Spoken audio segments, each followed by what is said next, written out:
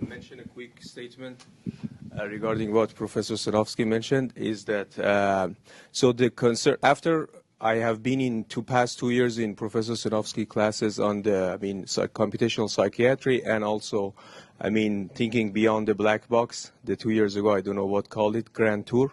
So I came to this conclusion about understanding different aspects of the brain and what are the capabilities and how it relates to philosophy and other aspects.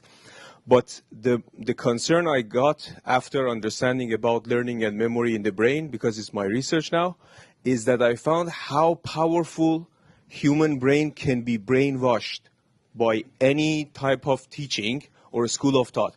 And it becomes hugely, I understand it in a deeper understanding when Professor Patricia Churchland last night, when you mentioned that you are a big learner. In order to be a big learner, you need to be a very dumb baby or be a very, so that shows that human, after they give birth in the early childhood, they are just the visual pathway, every part of the brain is loose connection between neuron synapses. And then after the learning occurs in any society, in any culture, in any religion, so they become a person of that brainwash. And I am, because I'm from an Islamic background and I have a huge amount of Islamic and religious studying, so I memorized 100 pages of Quran, 1/6 of Quran. So that gave me an insight of what is happening in Quran, and then understanding about different school of thoughts in Islam, Shia versus Sunni, and then how in misinterpretation. So most of these fights and these things that you see is just because of a misinterpretation of a verse. That shows kindness. The problem is how they interpret the Quran and how they interpret. But those people who has been brainwashed by a master, they just follow that school of thought. So this is my concern, that after understanding the power of learning and memory, now the neuroscience community that are aware of this power should just make obligations or make awareness that, hey, people, be aware. You will get easily brainwashed by an unwise or not proven statement or science or language. And I love the science community because they don't say, anytime in that class I wanted to claim something, Patricia was telling me, is there any evidence or is there any survey or is there any study on that? You cannot just say something based on what you have experienced in your life. There should be a scientific experience. So that's the concern I got after this experience, the ability of humans to be brainwashed. One of the problems, though, with that, and then we'll go to Lauren. This is another very recent piece by Jerry Grutman, who's not a civic person, in the New Yorker, and the headline is "Can Brain Science Help Us Break Bad Habits?" And you go through all of the stuff. You look at all the Walter Mischel, you look at the marshmallow stuff, and so on. Then you read the recent reports coming out about the Mischel stuff being wrong, and the problem is that this is all changing all the time. And I think that one of the points that you made earlier about reducing this chasm of between the communicators and the creators of science and technology, their capacities. This is a really essential problem, because if you're constantly publishing things which are showing what went wrong with the early social cognitive affective neuroscience experiments, and the marshmallow experiment wasn't right, and free will is this, and so on and so forth, it's very confusing. It just is very confusing. I think it's confusing. I'm sorry, because. Okay, so I'm pointing a finger now. Okay, I think it not at you, but I think it's confusing because of we've inherited all these categories, which were invented way before we knew anything about what was inside your head. We didn't even know it was made out of stuff that your liver's made out of. Okay, so there are all these categories of why do I do this and why do I do that? Well, and you make an interesting point, Mohammed, which is people can really do cognitive control. Anything can be pulled into mind. You can value it seemingly arbitrarily, and you can subvert all your biology to that. You won't go out to urinate when you have to go if you're thinking about something important, or you think you're going to get money and you want money, or you can go on a hunger strike. you can literally shut off your need to respond to basic signals for your sustenance on an idea. Okay, I don't know any. The ultimate in that was suicide bombers. Yeah. I mean, that goes against all Yep. biological instincts, you would think. That's a quick hunger strike. But it happens fast. But, you know, here, Yeah, that's right. Pulling off the Band-Aid actually, fast. it's very interesting. But I'm not an expert on this, but I have heard someone talk about it. And to understand that the motivation there is that the family of the suicide bomber gets a lot of benefits because, you know, they gave up a son or a daughter for the greater good. And so there's much more complexity there, and it has to do with social relationships and social bonds and so forth. That you know, and you're right too, though. You can to some extent control your physiology, but not forever, right? You at some point. A shark wouldn't do that, or a deer, Right. or a lion, or a dog, or keep coming up. I mean, okay, let's go to chimpanzees. The chimpanzees. But okay, so. If you go on hunger strike, if you're going on hunger strike. So Pat, you were going to tell us stories about the morality amongst animals, right? So, but there are cases of animals doing this, by the way. Yeah, I think not exactly a hunger strike, but But giving up your own food for another. yeah, there are a number of animal behaviorist people, both in the wild and in captivity, who have done really careful studies. So it isn't anecdata, it's real data. And so the first story is about chimpanzees, and then I'm going to talk a little bit about rodents, because the rodent story is very surprising, because we think of rodents, well, you know, you just set a trap. I mean, they're vermin. They don't have real feelings like we do. I mean, they don't have moral motivation like we do. So the chimpanzee story is an in the wild story, and the work was done by a primatologist, Christoph Besch, and they discovered many things about the social life of chimpanzees, but the surprising discovery was he recorded at the Ngogo Reserve in Africa 5 distinct cases where male chimpanzees adopted an orphan baby. Either the mother died or she was killed or something of that kind. Now, the biologists in the crowd immediately said, yes, but I bet he was their biological father. So Besch and his graduate students, expecting that would be the question, went out and collected the pee of the dads, the adopted fathers, and they discovered in none of the cases were the adult males the biological father of the adopted baby. Now, adopting a baby is a huge obligation. I mean, it's not like just maybe sharing a nut today. It's a big deal. And so I think many people found this very surprising, especially because you and I have talked a little bit about this too, is that it wasn't an instance of the kind that biologists like, namely, I'm the male biological father, I'll adopt this baby because it increases my fitness. It helps pass on my genes. It's not a case of that. And yet, he puts out for it. That is, he incurs a cost to himself in order to help another. Now, the rodent case, I think, is kind of interesting.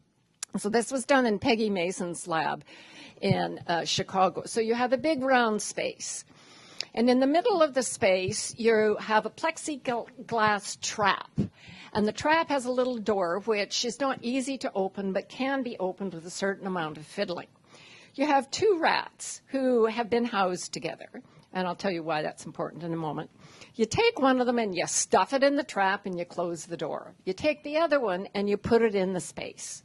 Now, as you know, rats have to much prefer to hang out around the perimeter, around the wall. They don't like to go into an open space. They're more vulnerable. But his pal is sitting in there going, and he overcomes his fear. He goes and he works and he works and he works, and he finally is able to open the trap, and out comes the rat. And he does this. They try it on several occasions. And people say, well, you know, maybe he just didn't like the squealing. So they think, well, let's, in the space, we'll put the trap here, we'll put food, we'll put some chocolate chips down there and see what happens. and stuff. Put the other guy in. He comes along. He knows the food is there, and then he opens the trap. Before he takes a single morsel, he opens the trap. They come out, and the two of them go, and together they eat. That's as good an example of sharing food. But on the xenophobia question, here's the next thing they did. So now they take a rat, unbeknownst to the guy who opens the trap, and they stuff him in the plexiglass trap, close it up. Now they take him, put him in there. He hangs around on the perimeter. He doesn't go. He won't go and help. So that night, they take the two of them, the stranger and the lock opener, they put them together in the same cage, and the next day they take the stranger, bung him into the trap, take the trap opener, put him in, and now he goes and he opens the trap and lets him out. So it's kind of an interestingly subtle social behavior on the part of a mere rodent that indicates, I think, that there's something, I don't really care if we don't call it moral, but there is something that is at least a precursor to or is a rough analog of the kind of morality that we see in primates. But there are lots and lots of other examples, but I think those two will sort of, give you the flavor. So a bit of a tangent at this point, but it was kind of bringing in Muhammad and Marlies and like all the different ideas. And we were talking a lot about religion, but something that I'm really interested in is kind of like the society norms, especially in the U.S., being how diverse we are and the minority groups, and how in those situations when people are overcoming those societal barriers, is that a change within their morality, allowing them to overcome those limitations, or is it more of like a societal responsibility that we need to like encourage, be it affirmative action, or obviously that's a legal example, but I just say this coming from being like a first-gen Latina in a field that I'm like, there's no one who also looks like me. So is that, I guess I'm just curious on your take on if that like a personal overcoming, or is it all these other features that I had zero control over, and is it just luck almost? I don't know. I was just kind of curious where we could take kind of this religion idea and being brainwashed, these societal things, and how do we almost undo that brainwashing?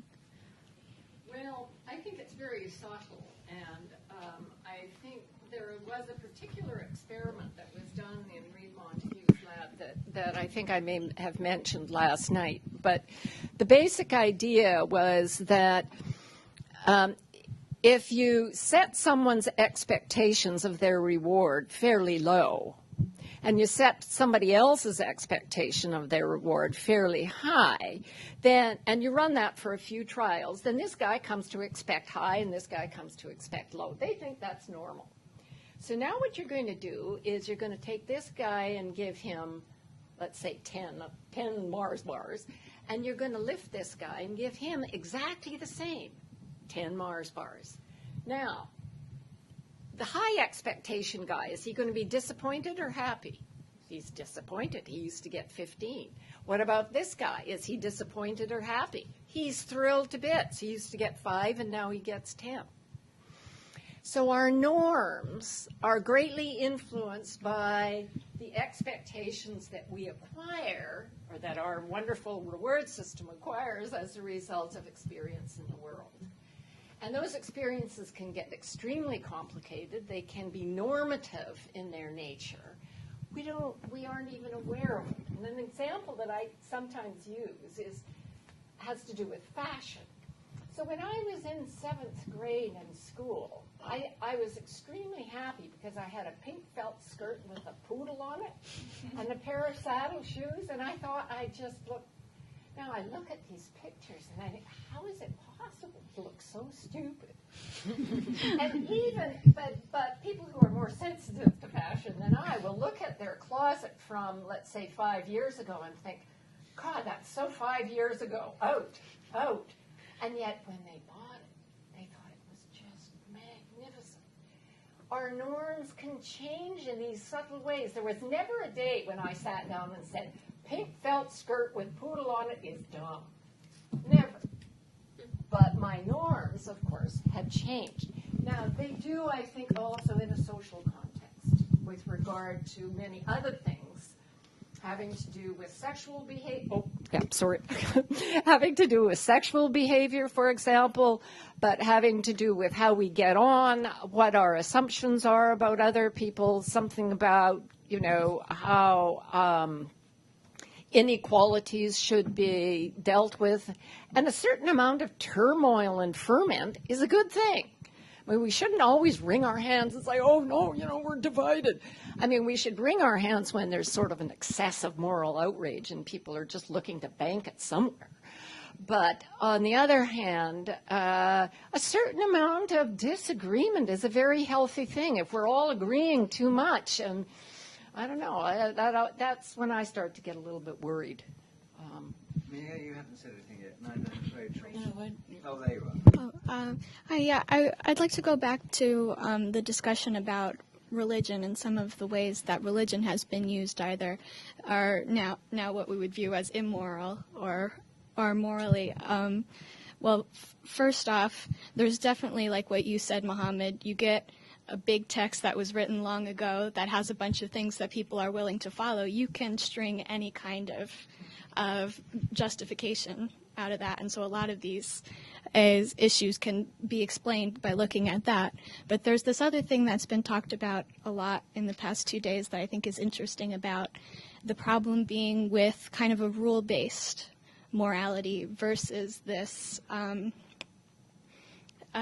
reward-based, looking at, okay, what's going to be the best for me and those in my empathetic sphere in this particular situation. And you brought up that there's kind of both that happens in people's moral judgments, that you have consequences that people look at and then values.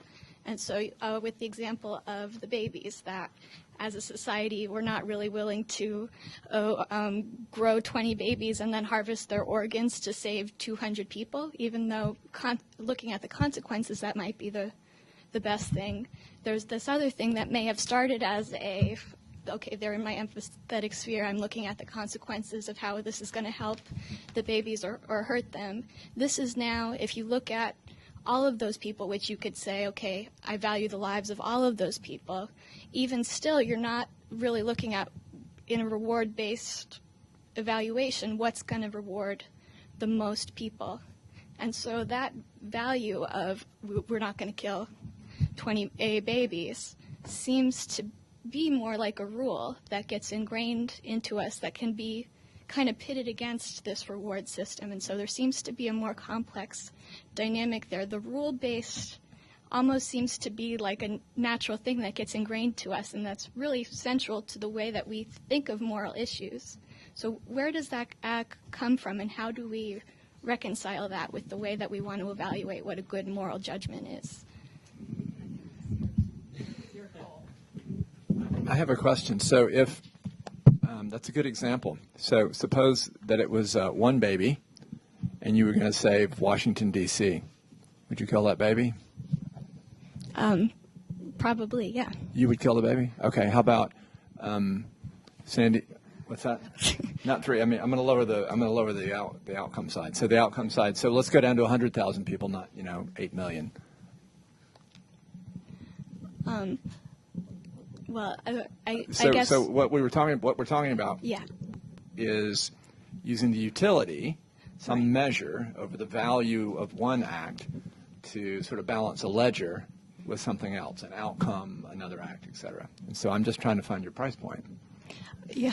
Right. I mean, when you right. put it that way, I'm going to make a point on this. I mean, so there's some choices where there are no price points, where that whole sort of utility model of valuing things and then choosing predicated on those values breaks down. That's the movie Sophie's Choice. You know Sophie's Choice, this movie?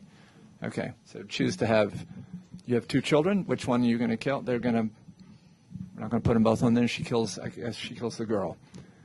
They shoot the girl. The question they always ask is that if you want to choose between your parents, if you want to choose, it was when I was thinking from my childhood. If they ask you should have one, which one do you choose, your father or your mother? It's like, I think the value, if you want to think about the value. Yeah, so it's a hard moral choice, right? two things of infinite value pitted against one another. So there is no choice. So there is no choice, right? And there's no utility function to grade that out, nor for a single baby. But let's just, so one baby, a town of 50,000. You're still killing the baby? Well, We're just, so- come yeah, on. sure. It's just an exercise. Yeah, yes. Okay. But- Let's go 1 versus 8. You're going to have to do it with your own hand. I mean, let's make it a hard choice. Let's make it a hard choice. Could you kill a baby to save 2 other babies? Well, For the mere reason that on the one hand there are 2, and on the right hand there are 2, and then on the left hand there. right. Pardon? Sort of the trolley problem. Right. The trolley problem is asking what the trolley problem is slightly asked the question of if you are directly responsible versus an indirect. It's a proxy problem. Right. Now you're looking at direct, Okay, you don't. like, Okay, well we'll bifurcate it there too. Somebody kills it for you. well, this, People make decisions like we hear this on the news every night. Oh, we're going to withdraw troops from X. Okay, how many people died the next day? Well, there's some people that died. So that decision caused people. People make these decisions every day of the week. You have to vote for people. Why did I buy a leisure suit in the 1970s? That was never a good idea. When you were saying that, I was just going, a leisure suit is not something I bought, but something I was forced to wear by my mother. And I thought, this was not a good idea in any generation. It could never have been. Platform shoes, maybe. Well, let's go back to the baby. I think there are lots of choices that we make that don't fit this kind of utility maximization or minimization model at all. Right. And I don't have a bromide for it. I don't have a little simple ditty. No, and A rule. I don't have a simple rule. I think that's a really, really deep point because and I'm really glad that this, sort of came out on this, because we were sort of talking about this in a broader context, that behavioral economics doesn't really have a way of thinking about this either. At all. Or at all. So for all you guys who are, sort of young and snappy and, all that, this is an interesting problem. I don't have an answer for it. I know that there is no rule that tells you what you should do in the Sophie's Choice case or in many other difficult cases either. There is no fundamental rule. Kant thought it would be nice if there was one, and he basically bombed. And Jeremy Bentham thought that maximizing aggregate happiness would do it, and he bombed. There is no rule. We live with this conflict between a variety of values and norms and preferences and desires and uncertainties. But if there is a way of sort of making progress on that question, I would love to see it. I think it's really deep and important. You obviously have to have more engagement and more discussion, more conversation. If you take a society that you use as an example, like the Inuit, then at one time the Inuit were happy people, right? Absolutely. They've now got one of the highest suicide rates. Oh, yeah, okay. But that's a wholly different story. Well, they're also said to be lonely, and it's affecting young people the most, and so on and so forth. That's a complete change in society. There's alcohol problems. Yes, It's much more complicated. Yes, no, it is a very complicated story, and it has to do with their history and so forth. But the issue that Reid has raised about calculating utilities and the economists' predilection for preference for using that as a model to explain human behavior in general needs revamping. And economic councils that counsel Yes, political leaders yes. that make policies for whole nations that have a lot of money. These are not trivial issues. One of the things in my mind that makes it hard now is that, I don't know, maybe you could make rules up back when there were 100 million people in the U.S. Let's just take the United States, because I just know more about it. Now, you get to hear everyone's night thoughts. There's Twitter, And so, no, I mean, and there's this rumble in the background of all these things pressing in on you. So you take a creature which is already a bag of conflicting preferences, ascribing to rules on the one hand and having these drives on the other hand, and now you hook them into these other people in ways that their nervous systems were not designed to deal with kinetics that have impact because it's not linear. There are these dynamics that go on, and now you're going to make moral choices in that context. And I just think that the utility maximizing or utility-based decision-making models long ago got creaky, and now they're the boat's filling with water. Okay, and so I'm just echoing what Pat was saying, which is for your generation, these are interesting issues. Not to take soft positions on, but to take feet on the ground positions, that people have these instincts inside their nervous systems, they're in conflict with each other, and it's not clear how to navigate it. So Reed raised this issue of how instant communication, basically, throughout the whole world, this is really the first time this has happened, has really changed the game. And the reason is this communication device amplifies a single voice. In other words, you have all of the followers, and you can get them to have followers. It's like a nuclear chain reaction, and that can really, it's like a wildfire. It could just blaze. And I know several examples in my own just recent history here of how that plays out. By the way, this is something that is underlying all of these problems. Language. Language is a very imperfect instrument. It's very imprecise, number one, and the very same sentence can be interpreted differently, if it's written in the Bible, the Quran, radically different. But worse, you can lie. Language is not necessarily going to get you to the truth, because and now here comes the amplification. In the old days, well, if you had some leader who basically lied to the troops, you might affect the small tribe, but that's not going to spread to the next tribe, right? But now, when you have radio, you can affect everybody who's listening to the radio, which is amplified by a million. And now with Twitter and with YouTube and all these other devices, we're talking about billions. We don't even understand the dynamics yet. There are people who are trying to figure this out, but it's a whole new world that you're entering, and it's really, we have I think a real problem that is we can see it popping up here and there, and I'm not sure. I mean, Reed is, I think. I think you kind of opted out. You were saying that you're glad that you don't have to deal with this. I have a 16-year-old who goes to Snapchat and Instagram, a whole variety of things. I have a question, but maybe, but it's related to this. So she has these problems that come up, which relate to the way people, you post these pictures and people say mean things to you, and what do you do about this, and who do you punish, and what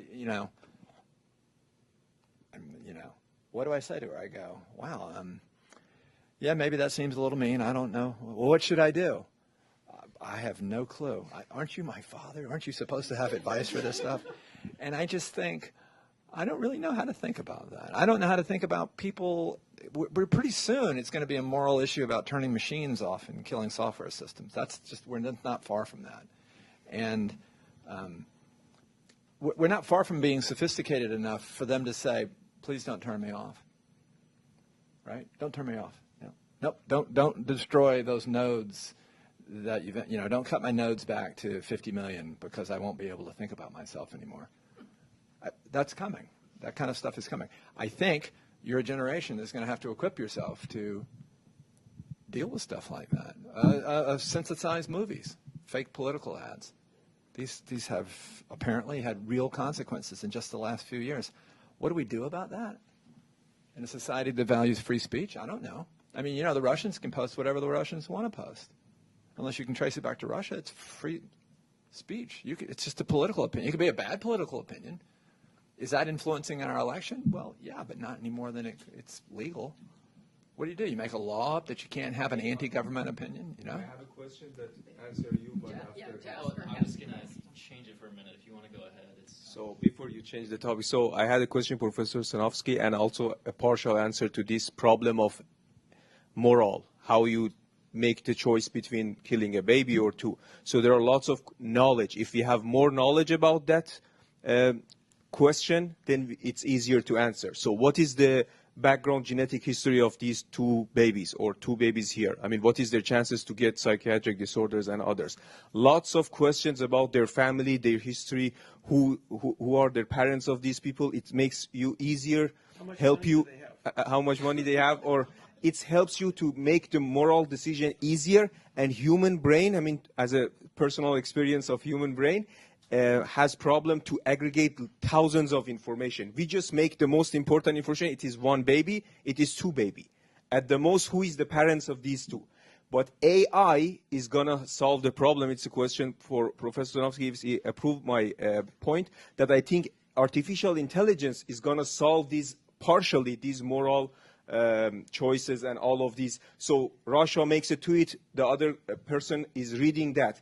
So an AI system that read this statement and know about the background of Russia, background of you, and some input from you is going to help humans to make decisions that are more accepted through their moral, internal moral system. So this is my answer, that AI is going to help by this power, easier aggregating more information about something and make a decision that is more accepted through our moral behavior. Wow, I completely disagree. So with what reason? I'm completely counter to that. I don't think any amount of knowledge for me would let me distinguish between killing one baby and another baby. And that's where I would stand on that. Okay, but I want to hear your reason. My reason is because those are two, because it's not an economic choice in the traditional sense of the word. It's not a choice that I can convert to a single number, compare the numbers, and then say, well, this number is really well established because I had 1,000 pieces of information that went into getting it. And this number is also well established because I had 1,000. Before I only had 3. The numbers have no meaning when it comes to things that you consider to be of infinite value, which would be your babies. Okay. This one has a high chance to get autism. This one has a clear... This one is somebody's child, and that one is somebody's child. But you know, but you see, I understand the love of you. Okay, you are seeing that they are... No, not love. I don't... No, not love. You could do this for strangers. Humans routinely run into traffic to save other people's children. No genetic test beforehand. No, what kind of future did that kid have beforehand? In fact, the kid's making a really bad decision. They may have a bad future coming. You know, they're running into traffic. Quit playing in traffic, kid. So I completely disagree with that. And in fact, I would think if we handed that kind of thing over to an automatic machine that I didn't trust, I think before we ever did anything like that, we're going to have to learn how to install one of these that we agree with or like or value into an AI system. And then it's a discussion, right? It's a gray discussion. So I don't see it as simply as, what is this, early childhood? Oh. Wait. So, wait. Well, I have some answers to that, but let's finish it. Well, let's finish it. No, this is fine. Well, I think this, I mean, so what is the difference between us and a judge? So a judge in the court is aggregating lots of information, and to the best of their rules and their brain ability to look at the evidences, they try to make the fairness and the moral actions. They don't want to do an unmoral. A judge is So you are. a judge is just interpreting the rule book. A judge. I understand, but the evidence is not 100% clear. Everything is gray in most of these But circumstances. judge is going by. Yeah, exactly. Judge is going by a rule book, by a penal code, by the constitution. The judge has to consult that rule book. It's not the case for human beings to, like, when they are making those decisions. We don't have a rule book. But we have the moral rule book that we try based on, yeah. Just to defend you a little bit, before you came in, we had a whole round of what are moral rules, what are ethical rules, where do they come from? Yeah, I have been in the. Dimensionality of rules, and et cetera. But your rendering of this simple economic model would be, we would have to vote on it. It's not about the economic. I mean, I don't care about the economic part. It's more about it's not about the economic, I think. It's more about the knowledge you have aggregating the more information about the history of two cases, and then you decide. Why is more knowledge more valuable than less knowledge in making such a choice? Yeah, because what if you yeah. would find that this baby is going to die in a couple of months? You didn't know that with your 3 data points, but you know that with your 10 data points. Well, actually, I think that's what he would say. That's what he's trying to say. The baby's going to die in 3 months anyway, and you could kill that baby now to save 2 babies. When you kill that baby, Well, that's a different case. But I think that's what case he's that arguing. he's trying to argue. This case just came now. Before, the case was about autism, not about this. but actually, I want to add some. So I think there is a religious story that says one of the prophets, I don't remember the name, like kills that baby because he has this knowledge that he's gonna be a very like bad guy when he grows up and he's gonna kill a lot of babies. But The name of that prophet. okay, The Terminator. yeah.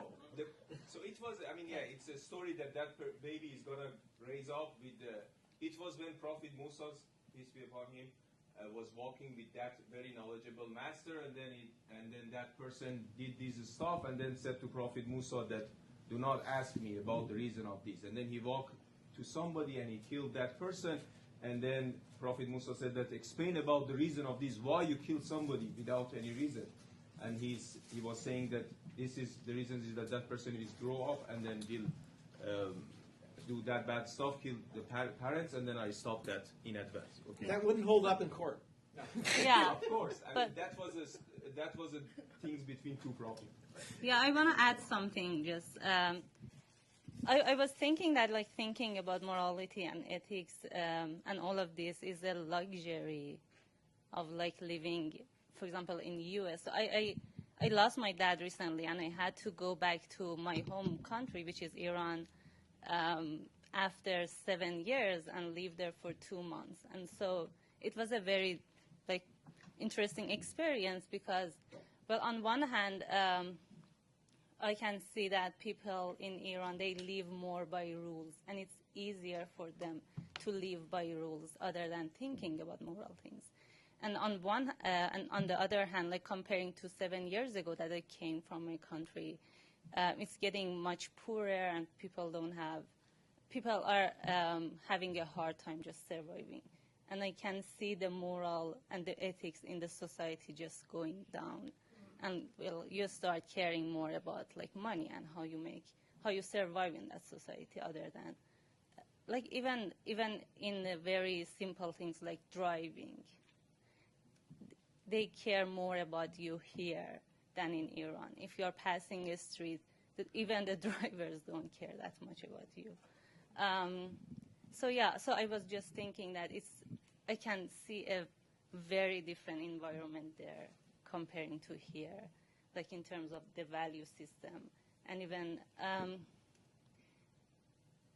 I see a lot of like references to the rules and to the like the value system, other than like referring to what is moral or what is ethical to do. But that's just one point that I wanted to add. So you said that it's not economical, but I said that, I mean, it's more information. I believe this. You should bring some reasons that it has nothing to do with information.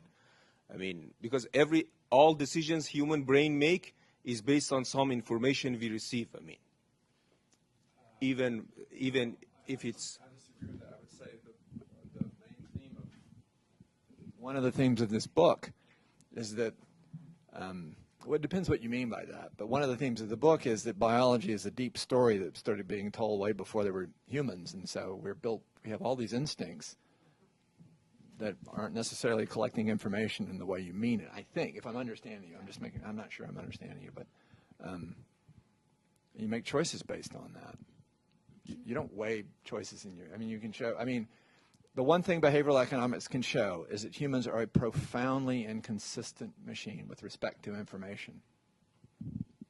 And so while I understand the straw man that you're building, it's a straw man. It's not a real situation with a real human, because there's no sense of saying, oh, you have more knowledge or you have less knowledge, and that's just going to inform it better. That's just not the way people work. It's not our fault we work that way. We work that way because we were built that way.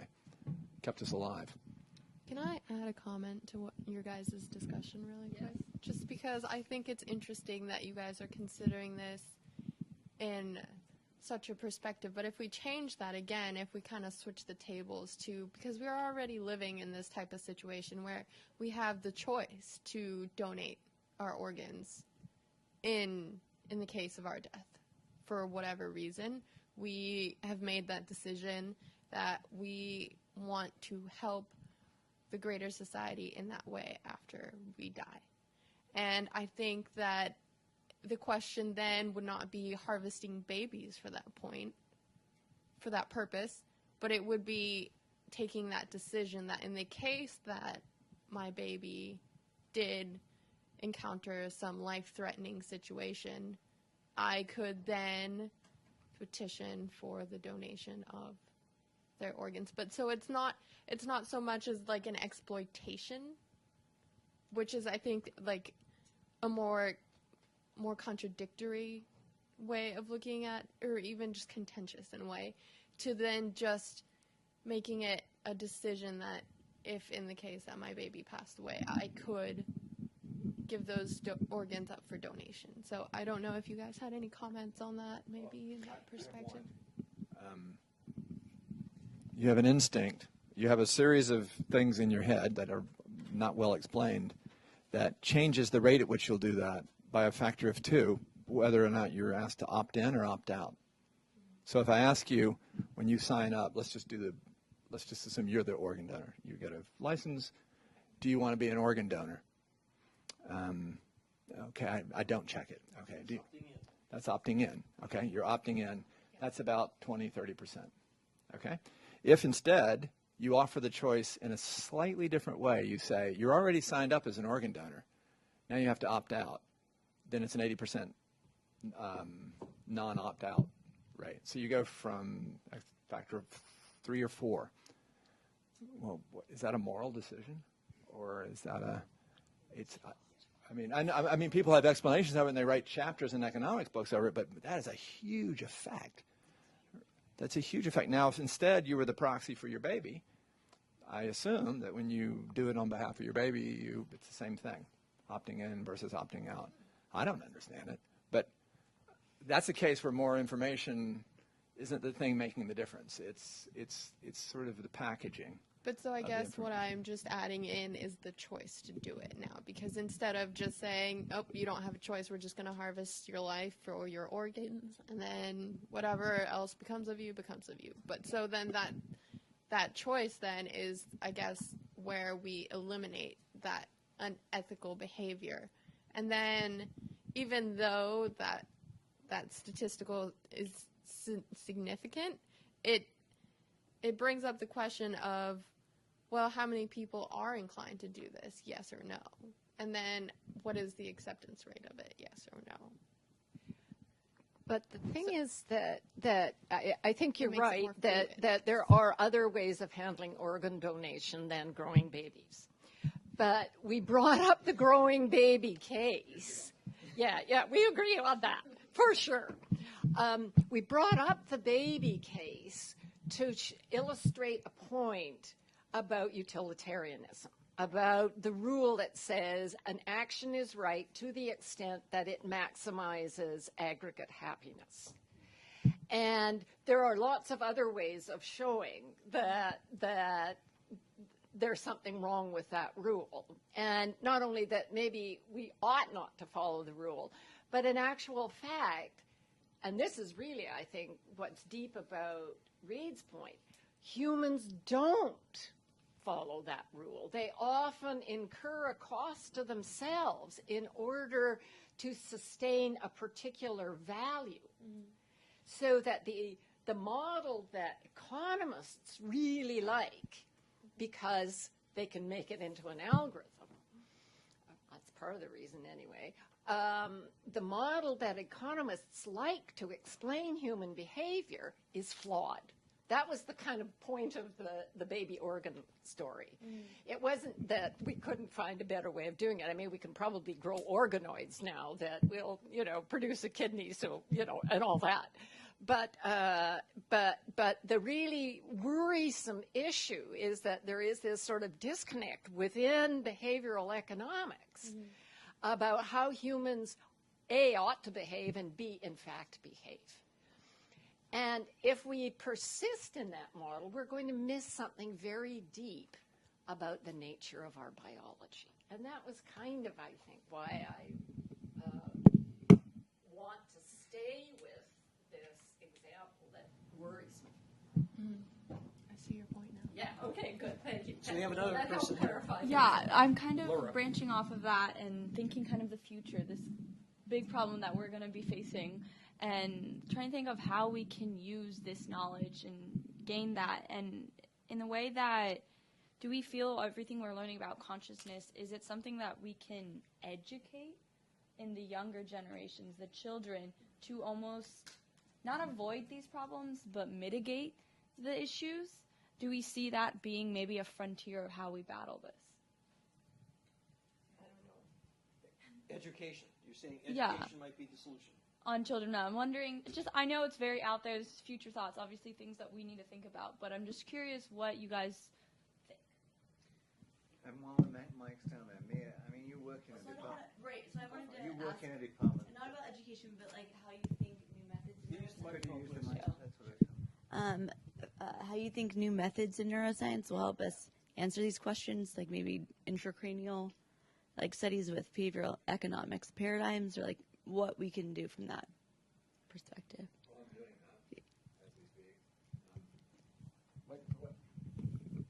I didn't. I'm sorry. I didn't encode a question there. I was. Oh yeah, what? well, so like how will new methods in neuroscience, like simultaneous recordings, help us get at these like nuances? It's going to make it a lot worse. I mean, it's going to make it a lot worse. I mean, all of a sudden, people. So one of the things we're doing is we take people who are being monitored for epilepsy with depth electrodes, okay, which is a shocking number of people in North America.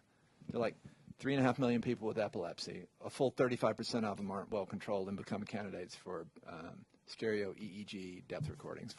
They bring them in, they take them off their meds, they let them seize, but they're in there for like 2 weeks sometimes, 8 days, 10 days, 2 weeks. I mean,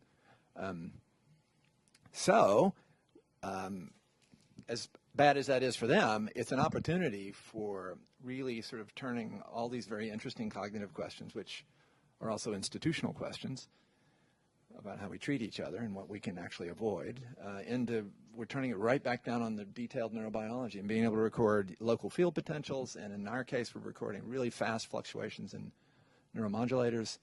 And we have a project where we're asking the question, can we take recordings of dopamine, serotonin, norepinephrine, and a couple of other neuromodulators from hundreds of sites in a human brain, and guess how you feel, track your feelings.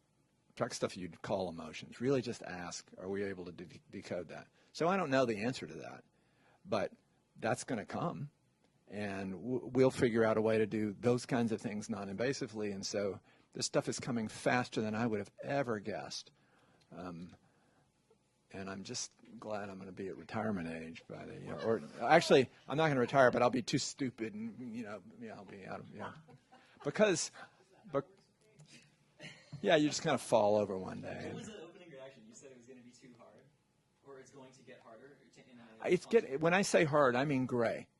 I mean, we were not going to have these kind of fun little examples because the real world would be like you would never. It's a horrific situation to act like Sophie's choice is a choice That's a misnomer, right? That's not the point of that. The point of that is there's some things that don't have prices on them. It's just going to be so gray. You know, they're going to be like they're going to be like nuclear energy. If you use it in a certain way, maybe it's really good, and if you use it in another way, it's really, really awful. You will want to know. How many times has somebody pointed out something to you where you go, oh, I don't know what I think about that, and then they ask you a question and it frames it for you. You're going to go, oh, okay, well, how do I know what I think till I hear what I say? Well, how do I know what I think until I hear myself thinking? And now you can stream all this data out of your own head. It makes the choices we make a little harder, more informed. They're more informed but harder. Yeah. So also more information sometimes causes. That's right. Yeah, Yeah, I mean when you're totally ignorant of two things, you can flip a coin. When you get a little information about one side or the other, then you start going, well, I don't know. And then when you have a lot of information about it. The problem of aggregation, as I said. So Pat is saying That's right. That is a problem. I would agree with that. Yeah, no, I just have this worry that things are getting very gloomy. In the room. And so you know, there are a couple of ways to think about this. I actually think that the more we understand about the nature of human decision making and about things that we call moral values and so forth, I think it will sort of take some of the hard edge of moral arrogance and soften it up. I really do. And that pertains particularly to those who are apt to follow a leader that they think is particularly charismatic and spiritual and has better moral knowledge than any of the rest of us could ever have. So I like to think that that's a positive kind of thing. The other thing that I find really helpful is to read about life in the Middle Ages, when there was the plague and there wasn't indoor plumbing and everybody got smallpox in the 18th century, and then including kings, and then of course when the sailors returned from America, everybody got syphilis and died the most horrible death, and it cheers me right up because at least those are things that we don't have to deal with. And I mean, in my own lifetime, my mother worked as a bush nurse way off in the north, where they had rare access to painkillers and no antibiotics, and women died in childbirth as a regular thing. And we actually don't see that much anymore. So I mean, there are hard problems ahead of us that are kind of different from those in my cohort and your cohort. But I don't think we should just, decide that we may as well forget the whole thing and just go surf. Although surfing is good too. I thought you were going to say the gloomy moment was when I mentioned the leisure suit. That's what I thought was going to happen. Well, I'd love to see a picture of that.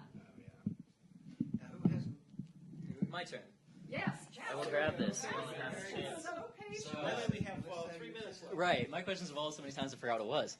But I wanted to connect some conversation about learning, brainwashing, the future, and the cultural context you gave about that Facebook question. There's a really interesting quote in this article. The author is listening to two guys talk at one of these humane technology conferences. And one of them says, "This couldn't have happened 2 years ago. Silicon Valley wasn't the right place." The other guy interrupts him to say, "Man, this couldn't happen 2 months ago." And there's this sentiment that everything is happening now and that there are new ideas to find and we are just facing forward or just facing right now. There's a loss of history. There's no interest in looking backwards at context. And we've got to tie that into looking forward, how to bring those things back. But it's really interesting to hear people talk about going into Barrio Logan to look for new ideas to help the community. What do you mean new ideas? The community exists. There are people in it. They have the ideas. That was a really interesting take on the Silicon Valley. Well, I don't even know. There's other things as well. I think a lot of these things, to echo what Pat was saying, here's a piece from the current Scientific American, which deals with a number of studies. Social media has not destroyed a generation. You hear all the terrible stories, all the pieces that came out about cell phones. And obviously, some of it's true, some of it, but it appears from some of the research that's now being done as though that people are getting slightly over that and are not being so depressed and so on and so forth. So maybe, as with the Me Too stuff, there's an uproar, the pendulum swings in one direction, and when it swings back, it's in a better middle than it was before. So there's a certain optimism. I think the one problem people worry about is the relentless pace of this, which is happening in all these various fields, the computational. And we talk about technologies amplifying voice, like a tweet can reach so far. But a tweet is filtered by so many things. I mean, words or language have so many problems. A tweet is infinitely worse, infinitely less powerful. So there may be a lot of reach there, Well, but... no, you don't know what a tweet storm is until it happens. We'll have to hear about that. But, I mean, maybe the people aren't taking this as seriously. But didn't Plato and Socrates actually dislike writing coming in because it was so firm and putting things into fixed things, and they liked the discussion? Too committed. So that you could have the back and the forth and find out what the real truth was. You wouldn't have to work written on memorizing something your down. position. There it is. I mean, damn this writing stuff. Well, Aristotle wrote writing. He did a lot of it. Well, Plato and Socrates. Okay, I have one last question that is maybe rhetorical to kind of wrap up this conversation. How but will you know? So my question is this: do we stunt scientific discovery in fear of immoral behavior and use of what we're doing? So some context is, as we have these scientific and technological advancements, it was a lot more difficult to kill a person hundreds of thousands of years ago, or thousands of years ago, or when the gun was invented, it became a lot easier. When an atomic bomb was invented, it became a lot easier. Now we have drones, so you don't even have to look at the people. And then we are sitting here, a lot of us at the forefront of neuroscience and neurotechnology and neuroengineering, and you have things like changing human behavior at a fundamental level with technological input. And so obviously we probably won't stop, but there's the kind of quote that's thrown around on the internet a lot that we were so busy wondering if we could, not looking at if we should. So, Jurassic Park. That's why. Yeah, it is. It is. And it's relevant. No. This is a perennial problem.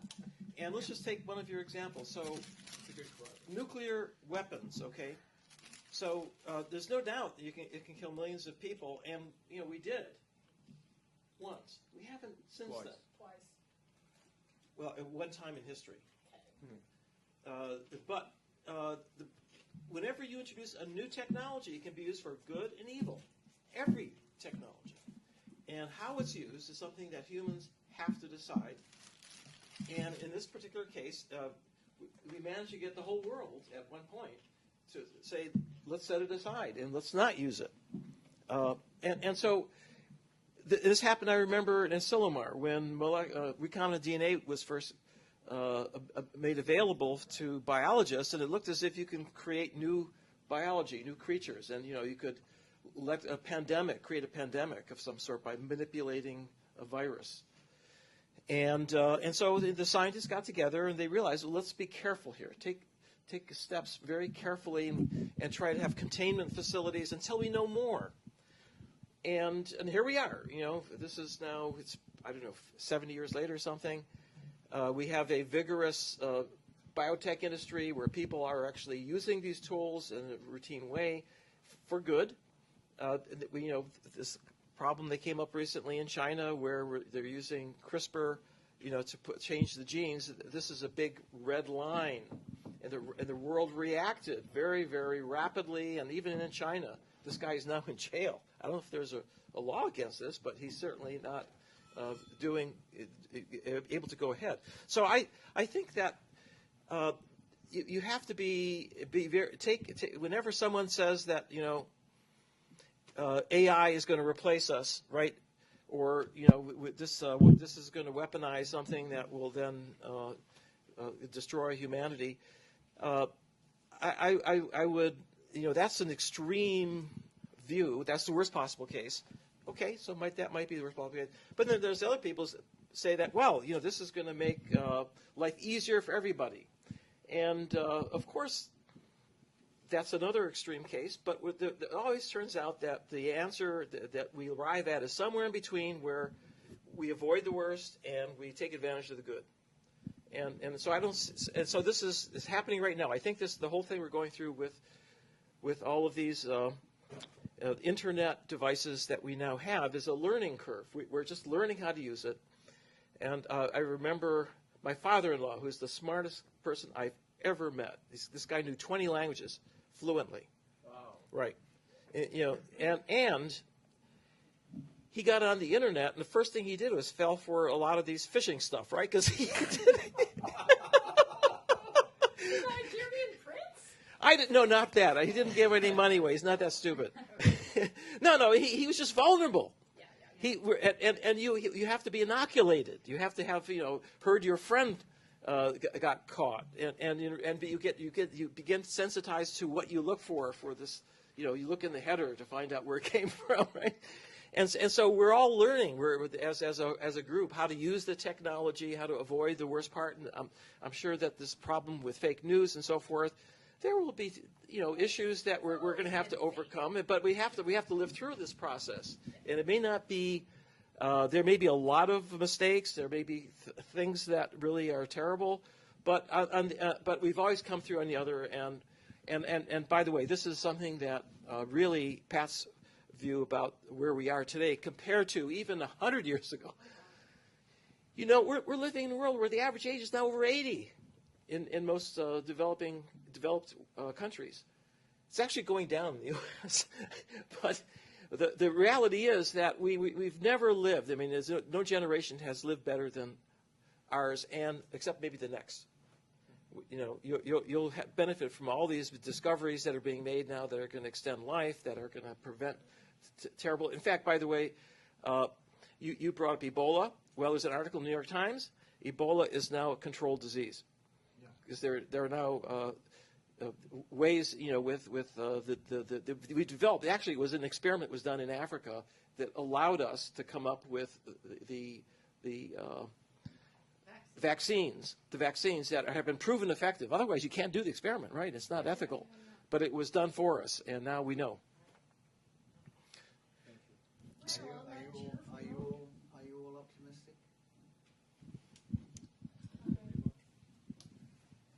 Okay, yeah, so let's go around. How many people, let's put show of hands. How many people are optimistic about the future? Put up your hand. You can be both. I think. I mean, in terms of what? Okay. Optimistic. Black and white. Let's qualify that. Yeah, that's far too black and white. No. I'm making that point. I mean, It's going to be great. You can't take a vote on something like that. Science is helping. Even cell phones, the fact is that if you have a cell phone, there's a whole lot of other pieces of junk you don't have to have. And people used to have their own alarm clock and their own electronic calendar and then they had a phone, and then they had the thing that played the music, and so they've got all of this crap. Now you just have a little phone. Yeah, but I understand that, but I don't necessarily think that convenience or lengthening of life necessarily correlates to better. No. And I think that the easier it is to use and the easier we make it to use these technologies to fundamentally change. Because a nuclear bomb, not everybody in the U.S., not everybody in the world has a button that would drop a bomb, or else we'd see a lot more bombs dropped. but we all have cell phones, and we all have like, A lot of people have guns. and they're used a lot. So my argument is that the easier it becomes for us to use this technology, the easier it becomes for us to misuse the technology. That's true. Just to keep that in mind. I want to add something. So, like, even thinking about whether like technology makes us happier or makes the life more convenient or not, even that is a luxury of these days. People didn't have that luxury to think about that. And then back to the statement I started at the beginning, being able to become brainwashed is exactly what you said. I don't mean in just religion, it's on everything. So we should be educated on, to the best of the human or scientific knowledge, to be educated on everything. Facebook, email, social media, Instagram, or other, even going to a mosque or going to a church, there should be an education on that class or short video. 20 minutes can save our times. If a person at the beginning tell us, hey, this smartphone can make you addiction like heroin, with these reasons, when a group of neuroscientists or others conclude on that. So a 20 minutes education can help us to save our time and life in different aspects of life. Religion, social media, interaction, and many other things. Respecting parents or whatever other moral things we care about. Okay, well, we should. Yeah, thank you guys. We should. This is a, what do they call it? It's a wrap. That's a wrap. It's a wrap. In the business. That's what the kids call it. Yeah. Okay. Well, we want to thank you all. Yeah. This is a great discussion, and we're gonna. Yeah, thank you for coming. Yeah, we're gonna really, it really, I thought, went to much greater depth than we were able to yesterday. Oh, and yeah. some of these Yeah, yeah. examples really shined out. Yeah. By the way, Yeah, this yeah. this Yeah, yeah. will make you happy. What is the the road to happiness? I mean, the royal road to happiness is having low expectations. Oh, yes, of course. Of course. Ignorance is bliss. Yeah. And actually, your example is a scientific test of that, right? Which one? About Pat's about the. Oh chips. yeah, it was Reed's experiment. Yeah. If your expectation is the Yeah, Mars the bars, expectation. then any Mars bars are good. Yeah. It happens very fast. It happens very fast in that Does it experiment. take- Yeah, I think it's only about like 5 trials Yeah. or something to set your expectation. By the way, there's another experiment along those lines that was done. One of my favorite experiments, which is they had 2 monkeys doing the same task, and one was getting a monkey chow, and the other one was getting grapes, which are really high quality. Yeah. And as long as they worked alone, they were quite happy working away. But as soon as the monkey chow saw the other monkey, they went on strike. They threw it. Yeah, it was a cucumber. And it Oh, was Sarah cucumber. Brosnan's experiment with Franz de Waal. Capuchin monkey. Yeah, it was a capuchin monkey. Yeah. Capuchin. It Yeah, tossed yeah. it at her. He just pegged it right at her. And then Perfectly happy with it. And then, that's right, and then he banged on the wall, and You do it more than was thinking. Yeah. That's for sure. Oh, yeah. Well, thanks for having me. Okay, yeah. Nice to meet you guys.